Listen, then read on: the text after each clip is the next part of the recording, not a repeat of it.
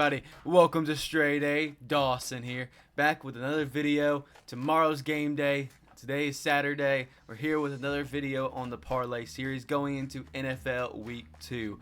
Exciting times. Week 1 was chaotic, but really fun. NFL Week 2, I expect nothing less. Really kicking off this season really strong, and I really love to see it.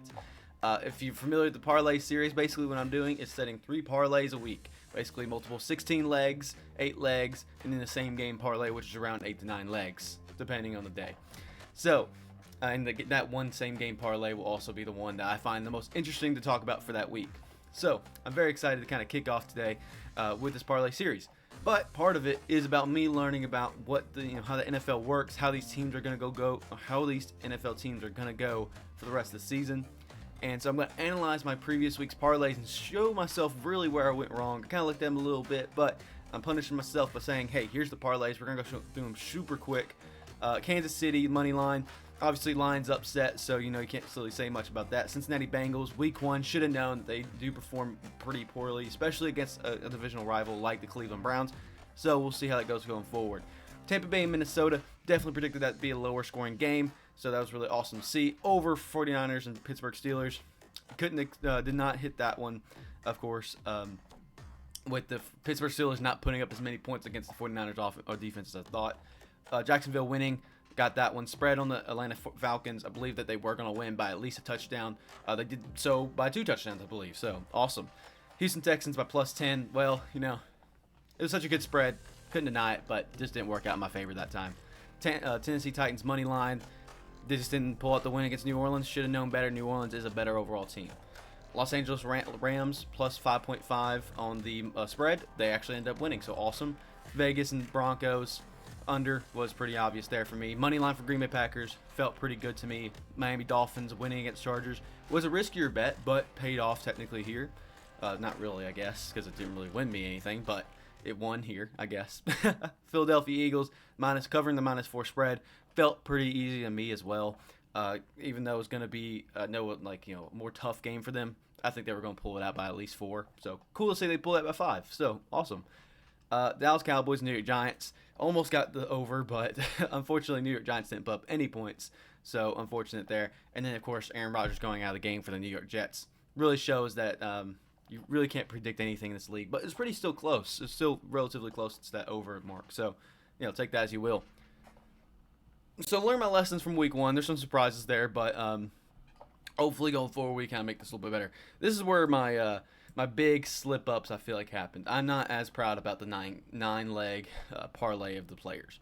Jahmyr Gibbs. Sorry, we'll start with CeeDee Lamb. CeeDee Lamb, obviously no one can predict that be a very defensive game from both sides. So kind of predicting from CeeDee Lamb and Tony Pollard not to get those touchdowns, especially Tony Pollard being the first touchdown. It's unfortunate, but it happens. That game just did not go in the New York Giants' favor. I thought they were going to at least compete, but they didn't put up really anything. So, unfortunate. Jahmyr Gibbs, 60-plus yards total. So, of course, they're easing him into the role. I don't expect him to really get the consistent yardage like that until later on the season, so we'll hopefully kind of cross our fingers there. Najee Harris, slower start to the season against a really good 49ers defense. Should have really expected worse from that. Gosh dang it. And we're back. So, yeah, Najee Harris against a really tough 49ers defense. Unfortunate, but take that as you will. Christian Kirk, I think Calvin Ridley, I guess it was one of those 2 story narratives that's really going to get told. Was Calvin Ridley, they're coming in and kind of showing how well he is as the wide receiver 1, or Christian Kirk kind of, coming in and saying, hey, I'm still relevant here. When I think it's going to be the reverse story, of course. Calvin Ridley coming out the gate showing he's wide receiver 1, and then Christian Kirk slowly getting back into that wide receiver 2 role a little bit more reliably rather than always kind of being the focus of wide receiver 1. So that was kind of a bold statement by me to say he was going to get the first touchdown, but bold statements require bold answers. Yeah, sure, we'll go with that. But beside the point. I did take the under for Carolina and Atlanta. I felt really good about that under, and it did hit. So that was one of the few things that did hit. And then Cam Akers getting a touchdown against the Seahawks. I did believe it was going to happen. So it did. So cool. It was really cool to see that they were able to have a competitive game on the Rams side of things. Seahawks should have competed better, but I didn't really rely on that as much on the Seahawks side of things. So I was still unsure about their offense a little bit, just because last year was so good, you almost expect them to not do well this season. So beside the point.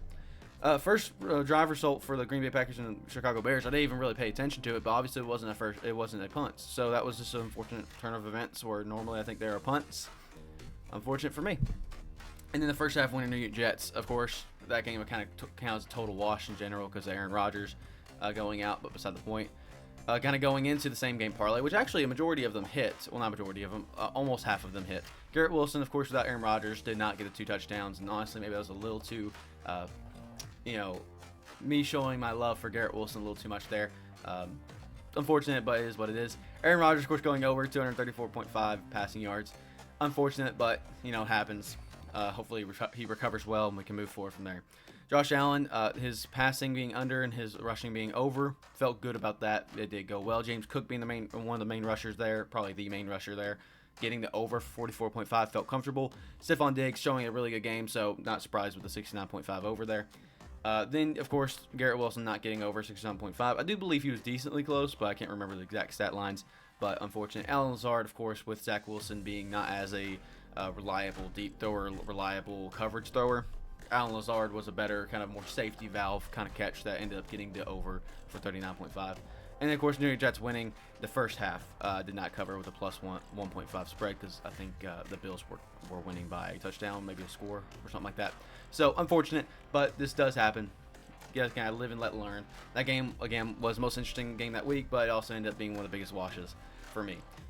So now that I kind of take those with my stride, we'll kind of move into making some more mistakes this week. So fortunately, unlike last week, we're starting off on a better foot with all 3 of my parlays still being active because the Minnesota Eagles ones that I did place did go through, thankfully. Well, it was a good game, by the way. I really enjoyed it. Philadelphia Eagles looked really, really good, but the Vikings probably looked a little bit better in a lot of ways in terms of where they were standing. You expect the Eagles to look good, but the Vikings, after the week 1 performance, a lot of low expectations, they showed out against a really good Eagles team.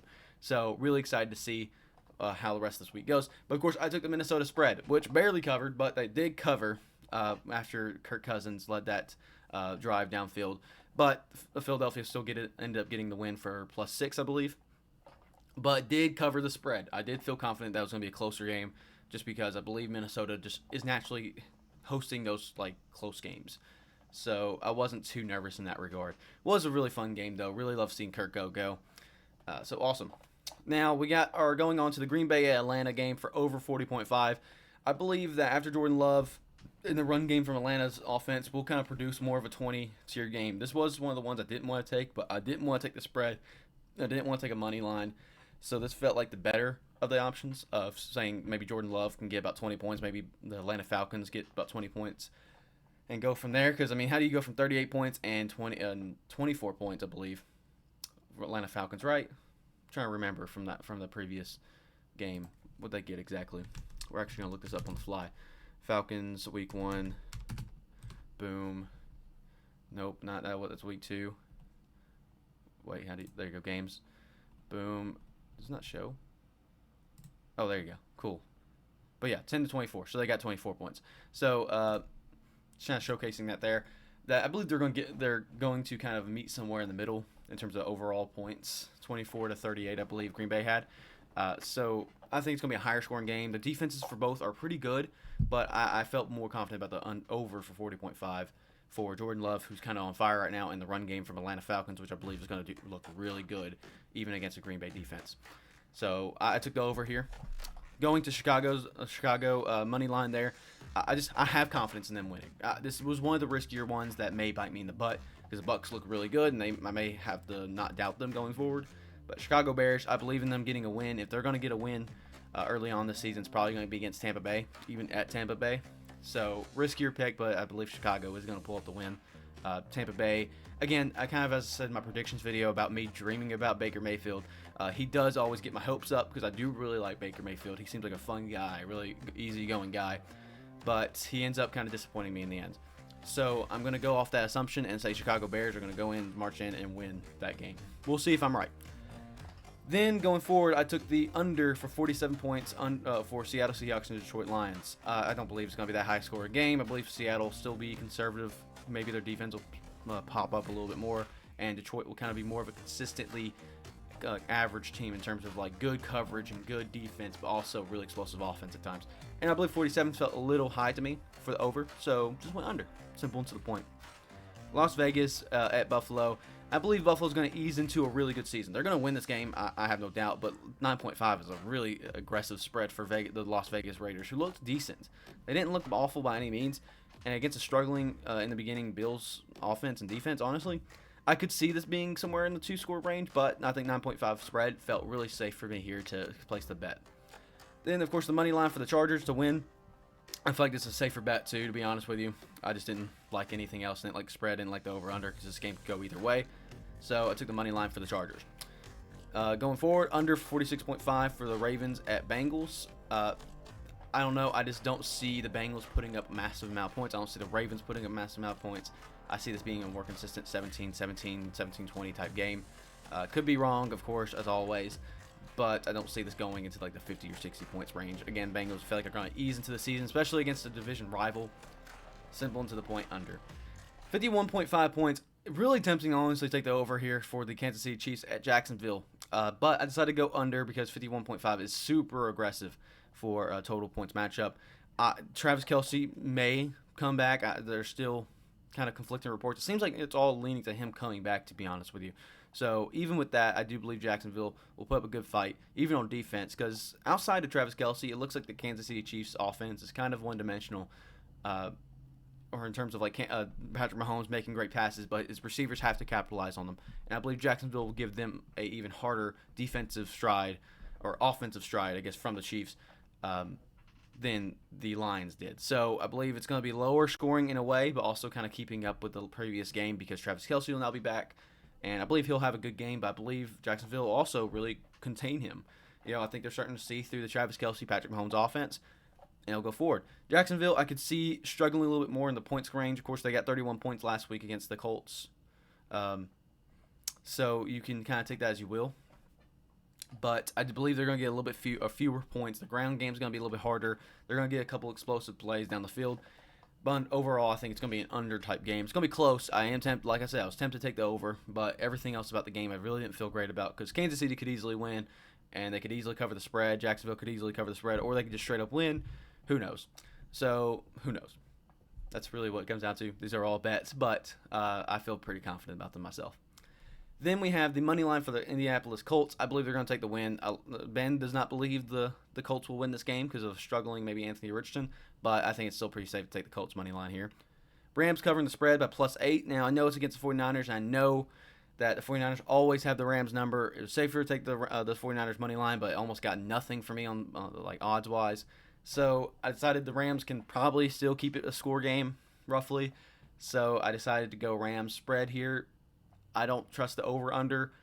Move forward. I just think the Rams can really cover the spread on the 49ers. Maybe show a little bit of fight since the offense was so explosive. And I think it'll be a tougher game than the Steelers brought last week. So we'll say the Rams are covering the spread. Moving forward, I think Cardinals are going to straight up win this game because I believe momentum is a real thing. And I think the Cardinals feel like even though they are 0-1, they look really good. And similar to my Bears thoughts is that if they're going to get a win early on against a struggle against a team, they're going to get it against the Giants, who are a struggling team right now. I do believe the Giants are going to pick it back up a little bit, go in that 9-8 range. But, man, they're going to take some hard losses in the beginning, some 40 shutouts, which I don't think they're going to recover from very easily. And I think they're going to get beat by the Arizona Cardinals. Or at the very least, the +6 spread feels pretty good against a struggling Giants team. Felt pretty good about this one as well. Moving forward, Commanders at Denver Broncos. I really, again, Denver Broncos fan, it's really hard for me to make confident bets one way or the other. I wanted to put the Denver money line. The odds weren't really there for me, and I was like, well, I think it's still going to be a close game. Denver tends to keep it close games for some reason. +3.5 really is a really hard spread, but there wasn't many other good spreads to go on this week. So I decided to go Washington Commanders spread. This was the last spread I put on. So I decided to go Commanders, probably going to keep it close, if not straight up win this game, to be honest with you. Just with the struggle, I think Denver's still finding out who they are, and they probably will continue to do so for the next 5 seasons. But the Washington Commanders are a better team than I believe they let on. Even though they're struggling a little bit, they still got the win last week, which helps their momentum go forward. While Denver, I think, against division rival at home, felt pretty bad for them. So take that as you will.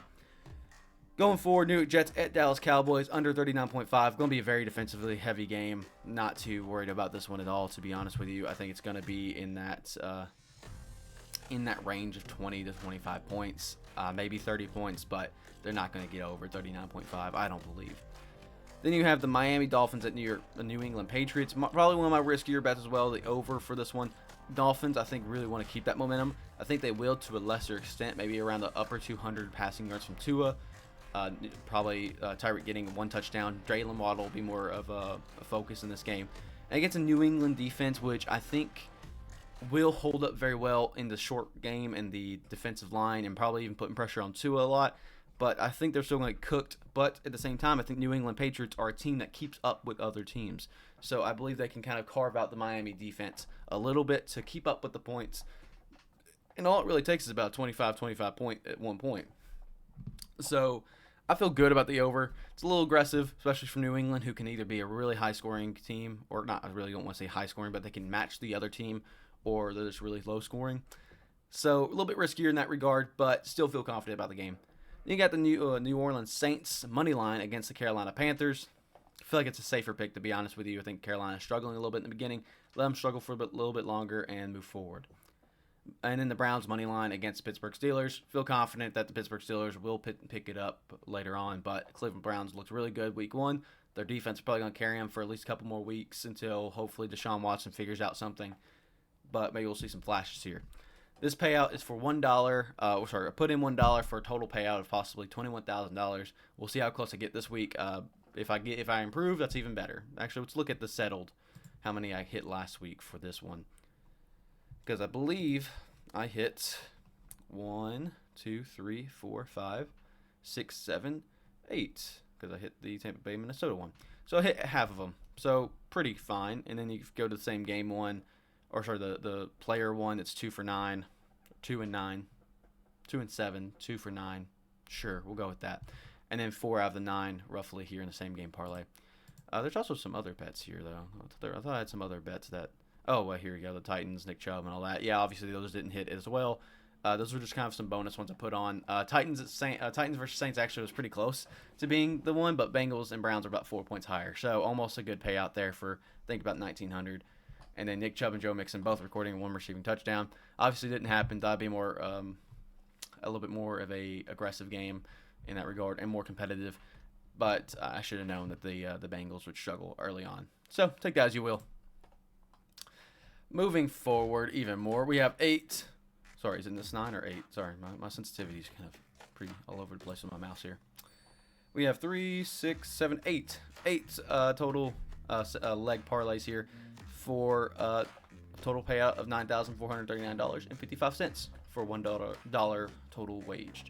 So, of course, DeAndre Swift had the anytime touchdown against the Minnesota Vikings. Actually, is I think the last Philadelphia Eagle touchdown. So pretty exciting that he got that. Had him on my fantasy team and finally started him again. Sorry, I started him last week, but obviously he got like a fat like 0.8 or something like that. But this week he got like 35 points. So feeling pretty good about Swift right now. Otherwise, I have some very interesting ones. I think this is actually a very safe parlay outside of 2. And I think those 2 are going to be really instrumental into hitting this. And I think one of them at least will hit. But I'm sure with my luck, the other one won't hit. Oh, okay. It just keeps on doing this throughout a period of time. Okay, well, we're going to log back in. We love FanDuel. Nah, I love FanDuel. It's pretty cool. And it's making us be responsible. So, you know what? Thank you, FanDuel. Appreciate you. Anyway, moving on to the Baltimore Ravens Cincinnati Bengals game again. I am taking the under for Joe Burrow's passing yards. I don't think he's ever gotten 259.5, at least in recent years against the Ravens. From what I remember, I think at 220, 217, something like that. Consistently around that range.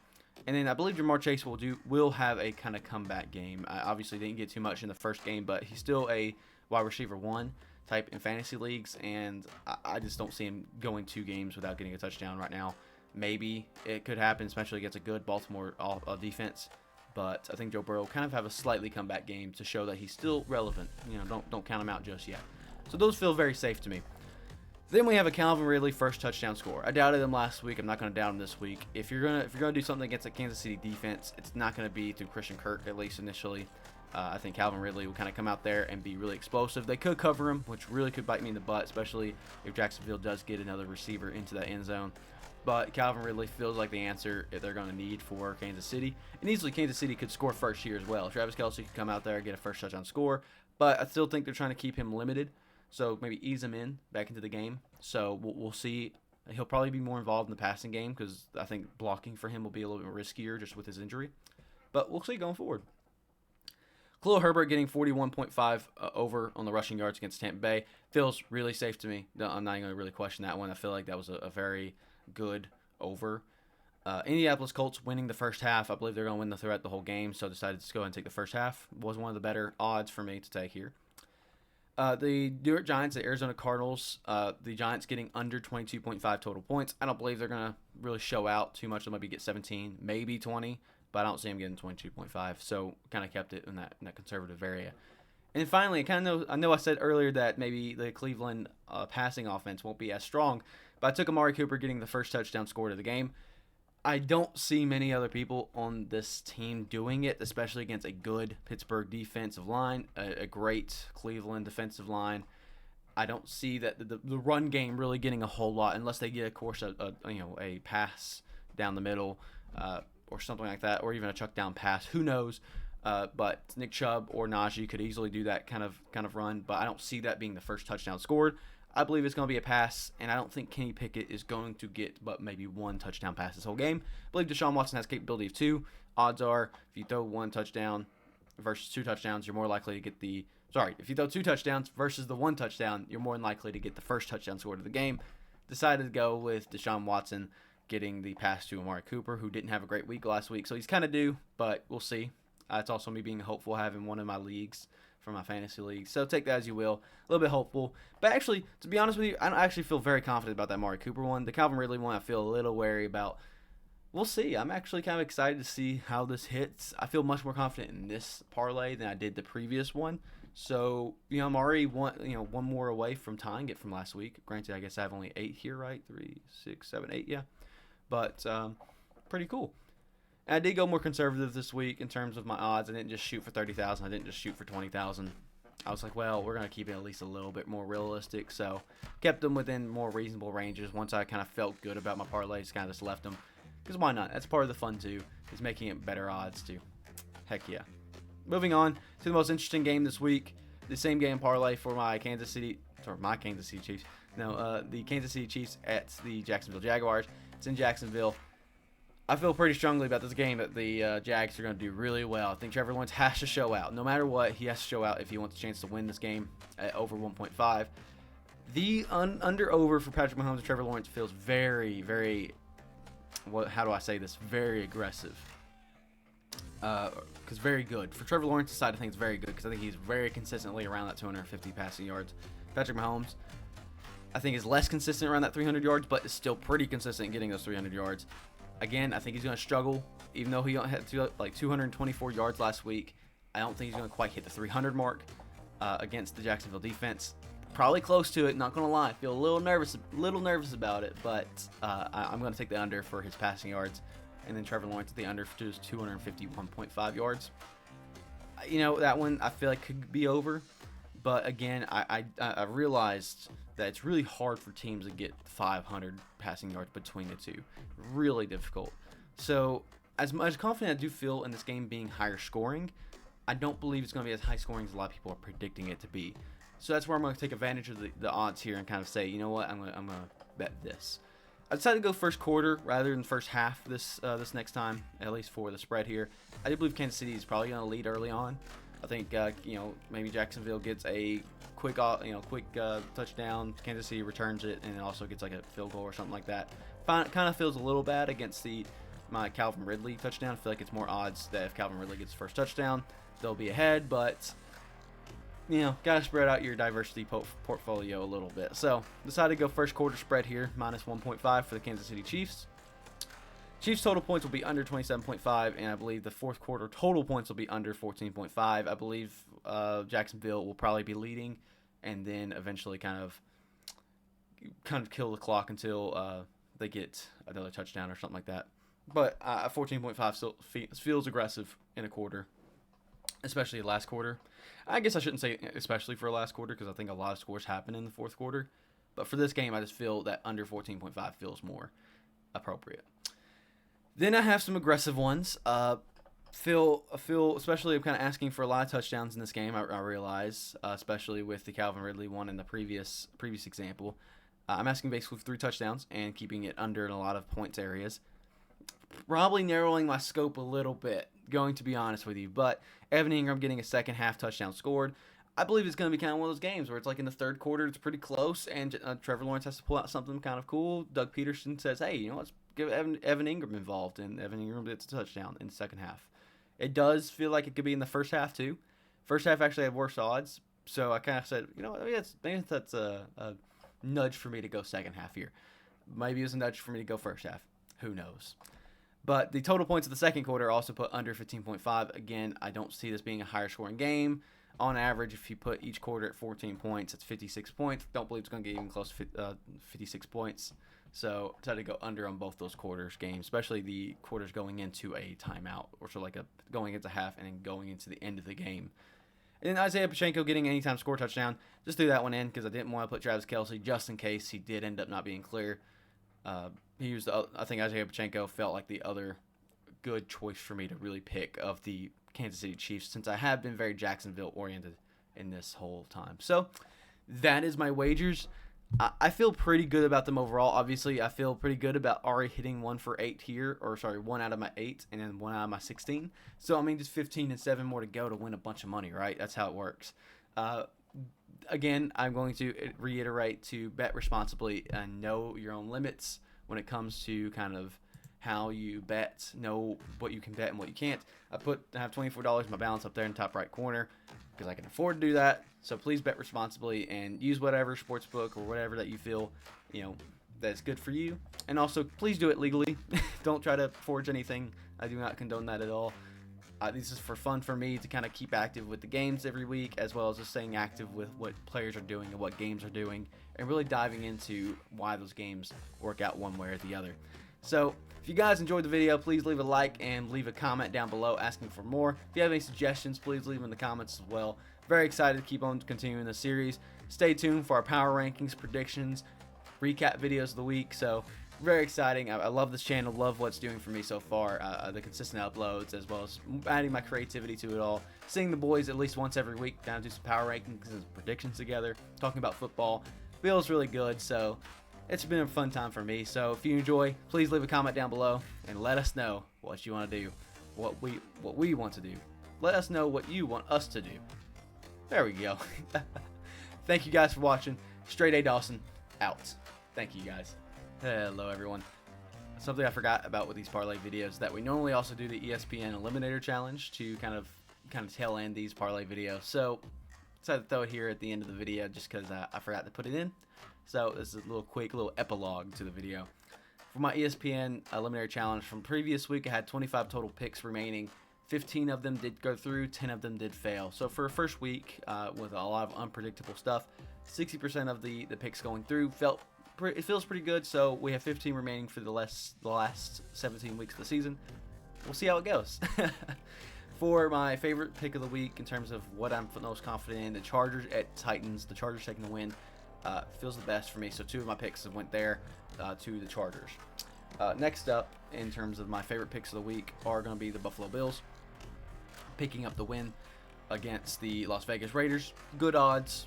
Feels like they're going to come back and really get a 1-1 record against a 1-0 team currently. So it feels like an easier time in that regard, but could be still a close game. Buffalo Bills still should handily get that victory. Moving forward, we have the one that already went through at my time, this time of recording of Saturday. The Eagles picking up the win against the Vikings. Felt also really confident. Could have been in that first layer of like maybe the Chargers pick, but I felt Chargers and the Buffalo Bills were slightly more advantageous for me to take in this regard. Moving forward even more so, we have the Indianapolis Colts beating the Houston Texans. Divisional game, that's why it's so ranked low for me. Anthony Richardson is a question mark for me, and C.J. Stroud could pick it up any time of the week. So we'll see how it goes, but I still feel really confident the Colts are going to pick up the win. Next up, we have the 49ers beating the Rams. A little cut there. A little fog in my brain there. 49ers beating the Rams. Divisional game, so again, a little bit lower, but 49ers still should handily have this game. And, 49ers always have the Rams number. Don't see that changing this week, especially even with the Rams offense looking good. 49ers are just too good to pass up right now. Meanwhile, I do have some other some low-key picks that I'm still kind of diversify my portfolio a little bit. The Cowboys picking up the win. I feel pretty confident about them picking up the win against the Jets here. A defensive game, but the Cowboys still kind of defensively own many of the leagues and many of the teams in the league. So I feel confident about that. The Lions against the Seahawks. Lions showed they can carry the momentum. Still have confidence in them this week. The Broncos are kind of the better of the worst evils for me. I feel like the Broncos are a good pick. They're a riskier pick just because I feel like they can give up this game to the Commanders. But the Broncos did look good last week, arguably better than the Commanders. They have better defense than the Cardinals do. So putting pressure on the Commanders and maybe picking up the win is kind of my confidence train ride there. But I am a Broncos fan, so that kind of really helps show the bias there. So that's why I'm a little nervous about this one, but still feel confident enough that the Broncos are going to pick up the win with a really good defense and a up-and-coming offense, hopefully. And then the Commanders, kind of after their really struggled win with the Arizona Cardinals, we'll still keep it close and maybe even put up the Broncos a little bit in the worrisome category. But I still feel confident the Broncos will win this week against the Washington Commanders. The Dolphins picking up the win against the New England Patriots. Again, a divisional game. Dolphins should win this as long as nothing crazy happens pretty handily with the points they can put up. The New England Patriots will always keep up with them, but I don't see them picking up the win against the Dolphins. Finally, the Cleveland Browns picking up the win against the Pittsburgh Steelers. Again, it's one of those things where it's going to be very defensively heavy, but the Browns' offense looks better than the Pittsburgh Steelers' offense, and I believe the defense of the Browns can put more pressure on Kenny Pickett than the defense of the Steelers, putting pressure on Deshaun Watson, who still looks like a quarterback in the NFL, while Kenny Pickett's still kind of getting used to that kind of mindset. So feel pretty confident from that one. If we go to the previous week's ones, of course I did put 4 on the Vikings winning against the Buccaneers and 4 on the Seahawks beating the Rams. Those did not go through for pretty obvious reasons now looking back at it. And the Titans picking up the win against Saints was a riskier pick, but still went through with it. And of course the Cardinals pick was actually supposed to be the Chiefs, because Chiefs did lose when I put these in. So I decided to kind of punish myself by saying the Cardinals probably not going to win. We'll say as they are the Chiefs, and Lions would have picked up the victory there. So pretty cool. Those are kind of my picks for the week. We'll see how many of them actually go through and see how far forward we can go. These first few weeks are going to be ones where I lose a lot of picks and kind of go down to my probably final 8 or something like that, which I'm okay with because I can kind of take that as you will and move forward and kind of put more even emphasis on it. So I'm trying to get through the first 3 to 4 weeks and then go from there. So really cool, really excited. Also realized it's also the first video y'all seen with me with my haircut as well as my no headphones. So kind of realized that, feel a little awkward. So kind of really cool to see in that regard. A little fun fact that the first recording after with a major haircut change as well is not even recording my headset on. So really cool. Anyway, that's the end of this video. Thank you guys for watching. See you guys later.